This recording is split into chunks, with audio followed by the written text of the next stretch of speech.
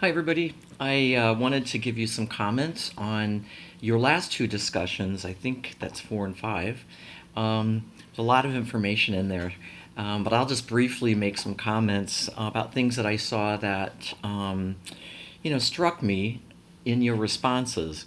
Um, you know, a lot of it had to do with cultural awareness, with the connections that we make with families, etc.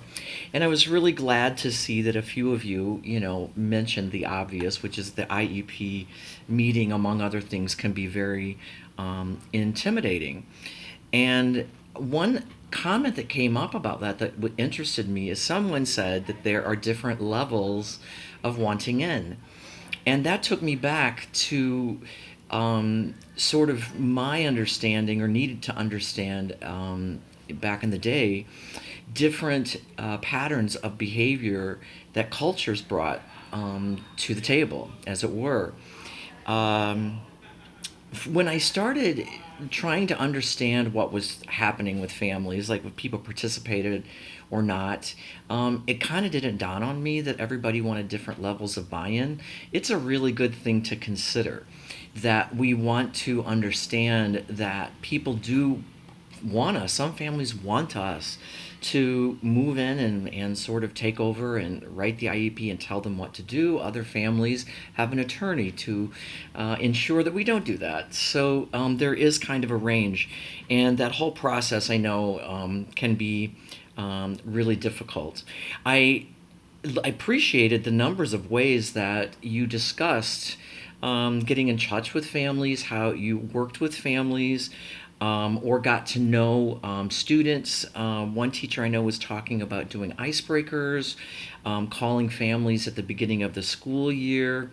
Other people were talking about reviews of records. And I liked that. And somebody else also said, I think, that they use a survey with families at the beginning of the year, which I thought was really great. And also, someone he talked about reaching out to previous teachers. These are all really good ideas, I think, about the way that we get to know students and ultimately their families, or one way or the other, whichever way it goes first. I wanted to say about the. Oh, I'm sorry. I lost my train of thought there for a second. The balance, that's what it was. That there is this balance that I was seeing about sort of needing to know clinically about a kid and where this kid has been, etc. And also needing to know more just in, quote, real life, what a person is about. And I do encourage you that it's the marriage of those two things that really work best. I've read files on kids that I thought, oh my God, when I meet them, I'll be ready to, jump. And then the kid comes in, I'm like, this is the kid they're talking about. So, we just can't always know exactly based upon what we see coming from a file. Another example of that are kids who don't test well, whose scores are low, those sorts of things, but they actually have a good mind and they actually have a lot of good skills. And sometimes when we get too dependent on testing as the only indicator of knowing someone, that can really skew things a lot. Speaking of testing, that was also another conversation that I found interesting, is about how parents, how you deal with parents who don't necessarily agree with the results and the things that they're receiving back from the team, or don't think the teacher is doing well, or whatever. Well, first and foremost, as I say in all occasions, in dealing with people in general, it's important to join first, okay? But if you are perceiving there's going to be any conflict, you really need to join right away. What I mean by that is, okay, and I'm giving you an example. A woman said to me one time that she said to me, I think that you don't know what you're doing as a therapist. I've decided that you don't really think you know what you know, or something, that kind of thing, but you don't. She was really kind of upset, obviously. And I had just been trained to join, and I said, oh, I'm sorry to hear that. Tell me your ideas about that so I can know, or whatever. Well, to make a long story short, um, she was really upset about things that were going on at home, and the what she was feeling very ineffective about being a parent with this kid that was really very challenging. So the more she talked about it, the more I was okay. It ended with her just kind of going, I can't believe I said that to you. I said, why? You're paying for it. And I don't know why that came out of my mouth, but it did. I said, why? You're paying for it. And she started laughing, and I started laughing, and that was the end of it. It was kind of a miracle, really, really. It's not like I'm that good. I don't know why that came out of my mouth. What happened though was that she said all this stuff toward me, and by the way, there were things I should have been doing differently or could have done differently. I learned from it too, so it wasn't like everything was in her head. There were things, but the way she came at me had everything to do with how she was perceiving herself as a failure, and that had nothing to do with me, because I certainly didn't perceive her as a failure by any stretch. I mean, so that wasn't coming from me. But anyway, it's a good learning opportunity, as hard as it is. It's a good learning opportunity sometimes when we get hit with something that's so dramatic, or that it is such a challenge, that we have to remember at all times, hear the person's story. And that's what I love, is that if you can hear the person's story, they will generally be more open to things that come after that, right? So somebody said once to me, oh shoot, I can't remember how she said it, but it was something like, first you say hello, then you give your details. That's not exactly what she said. Her point was, until I honor you, you don't really care what I have to say. So why are you talking? Right?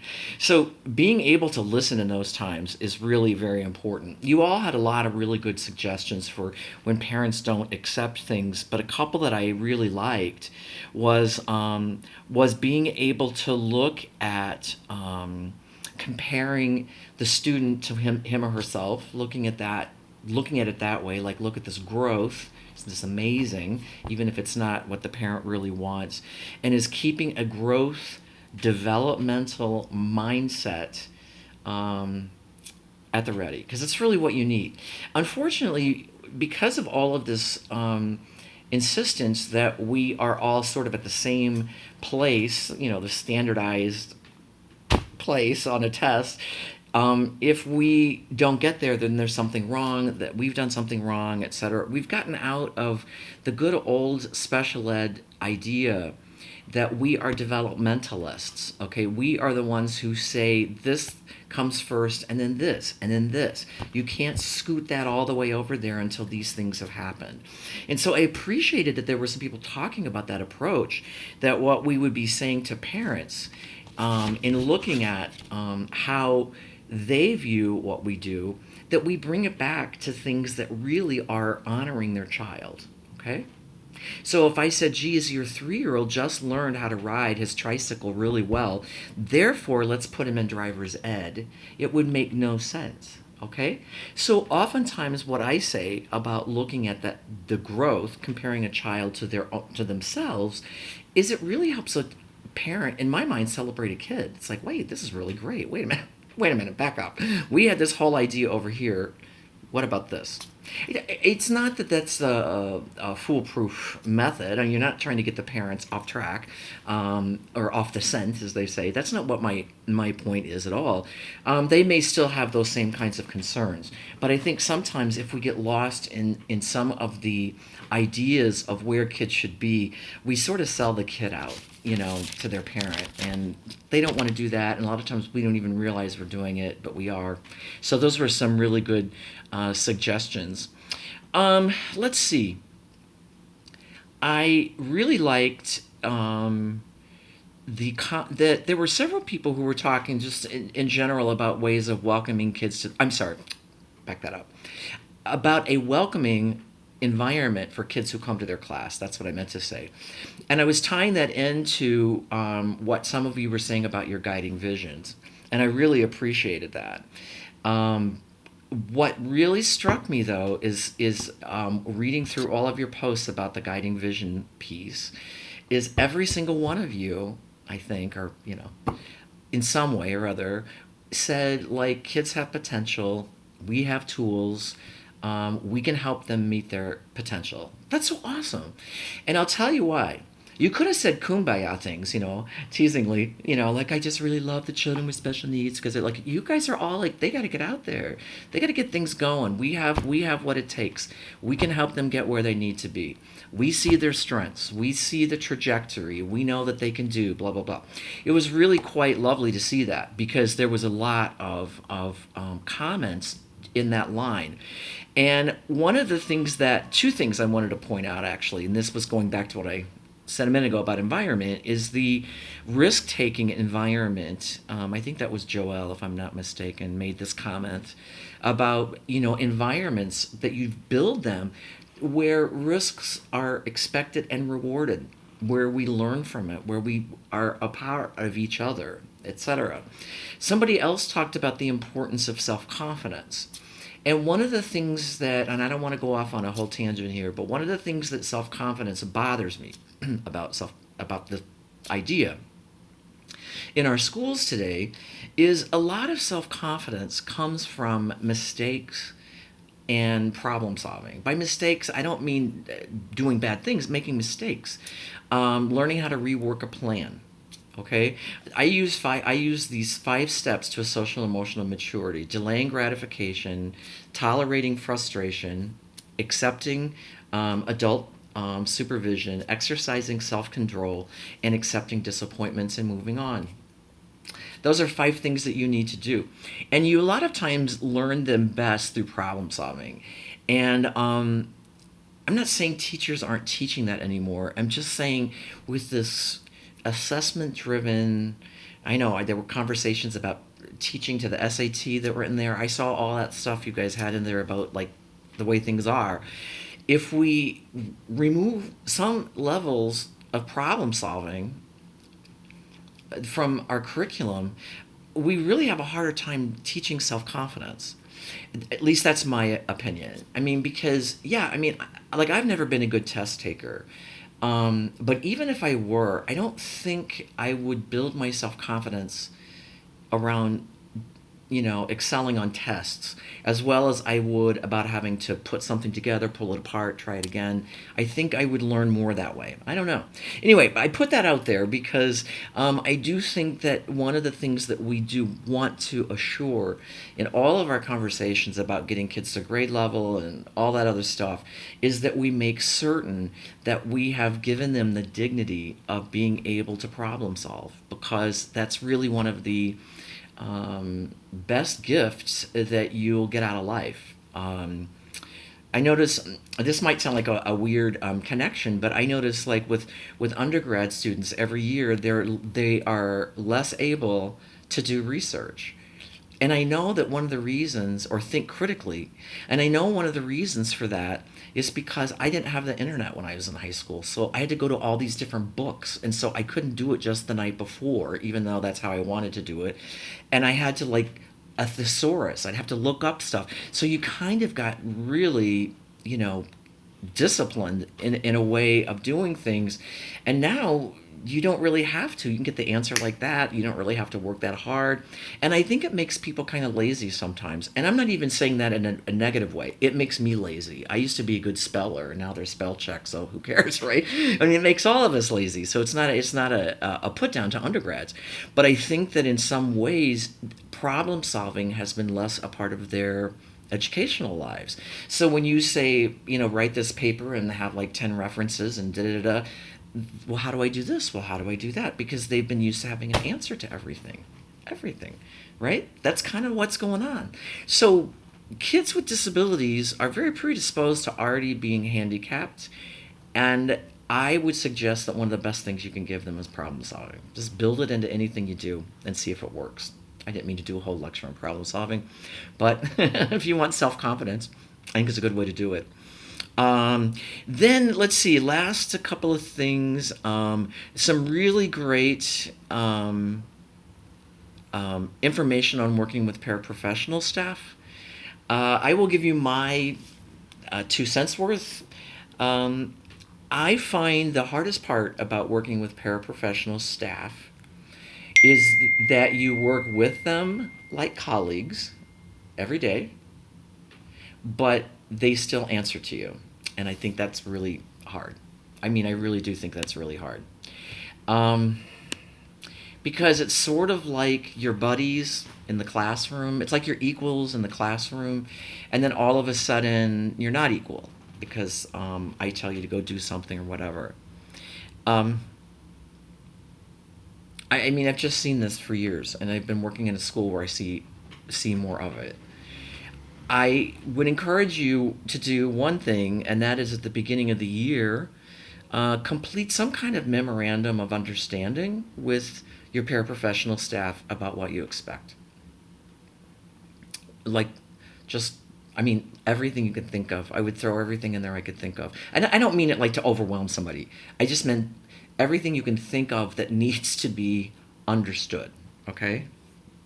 So I can, like if it's something like, when I need to leave the classroom and do whatever your responsibility will be, just so it's in writing and we know that, then that's all it is.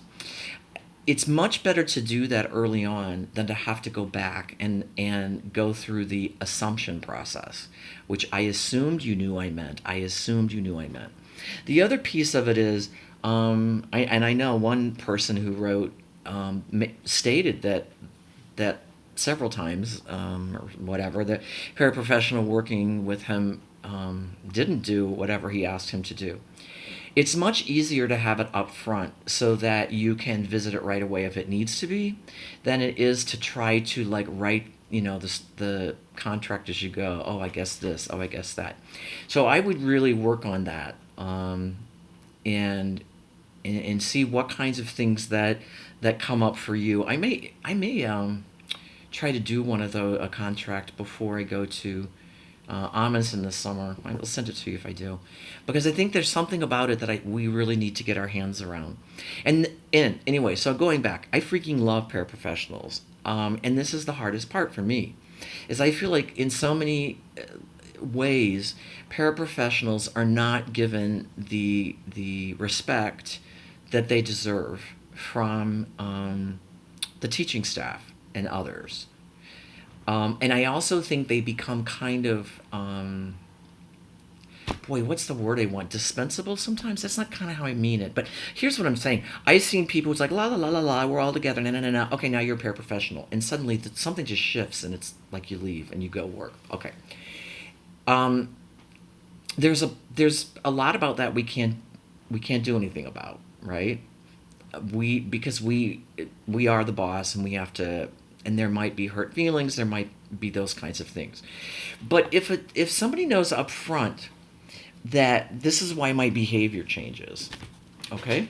Like, this is why, like, you might see me do this thing or that thing. It's because I need to make a decision about this or something else, okay? If somebody knows that when you're making directions about something, that it's a part of the curriculum plan, or it's a part of working on the kid's IP or whatever, all of those things really help with the conversation. They really do. So I think it's so important that we build up paraprofessional staff, and that we train them, and that we recognize them for the good things that they do every single day, and then be as clear as we can about this really delicate fine line between, gosh, you're just like a teacher, but you're not. And that's hard. But I'm going to tell you, when that conversation is left secret, it grows. If I sense people have any kind of feeling about that with me, I bring it up, because I think it's important.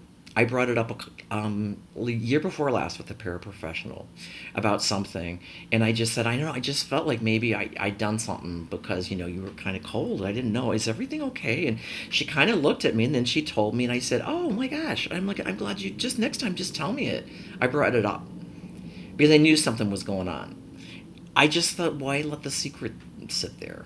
Because it festers and gets crazy. So anyway, the other thing that I would suggest about working with paraprofessionals has been the notion that they be brought in to more things than they presently are. I don't know why, when somebody has a paraprofessional who's a one-on-one assistant, they aren't at the IEP meeting. I don't get it. I don't get it. So if you have meetings or things where paraprofessional staff can be useful in the information they have, by all means, welcome them. Now, I keep saying there's this fine line. There is to me because I just dealt with it. And I don't mean to make it sound so, crazy, but I mean, there really it's kind of a fine line there. But I've always felt like if we honored paraprofessional staff and trained them and treated them with the respect that they deserve as professionals in a classroom experience, would we have less of an issue along that, what I've been calling fine line? I don't know. But I certainly encourage you to do that. Boy, Joelle, it's you again. She also Joelle brought up something about this that I have seen many, many, many, many times. And she said that a lot of the paraprofessional staff have knowledge of things in the city, of different norms, neighborhoods, cultural things, blah, blah, blah. Boy, is that true. So although we're not, hiring paraprofessionals, I guess, based on where they live in the city, that is a hugely important opportunity for us not to miss when we have paraprofessional staff who have that kind of training. I'm sorry, that kind of experience in their lives in the community that we can then put into the kinds of things that we use for our training and intervention. So that was just an incredibly strong point. We had that situation or I had that situation in Virginia, and where I worked at a school that was like 50-50 African American Caucasian, and we hired a paraprofessional and a custodian who were both African American. And they both were awesome, but they were from that area. They knew all kinds of things about all kinds of things culturally that I didn't know about, and I was in charge of discipline. Couldn't have asked for a better two. I would go ask them. In fact, a lot of times, I would have one of them come in with me if I had to talk to a student. I'd say, I've been talking to Miss Lisa about this. And she knows a little bit about where you grew up. Isn't that something? She was amazing. And that's what I did. And I couldn't believe that you brought that out because that's such a great point. And then lastly, your guiding visions. I just made me feel good. I was really surprised about how many of your guiding visions included high expectations for students. I mean, even then it was still up on the student. And a couple of you wanting to be inspirational, someone talking about joy in learning. It really felt good. That's the part I always know that made me want to become a teacher. And I think if I were in the classroom, I would still enjoy being a teacher. I think because those things really do get me excited. Every time I see a kid learn something new or try something new or whatever, or a parent that's really pleased, it really is kind of like, pay dirt. So anyway, it was good to read those visions as well. Anyway, nice comments. It was a lot of good read for me. And I really enjoyed having you all on the course. I hope you do well in your careers, and please contact me if there's anything you need. All right. Good night.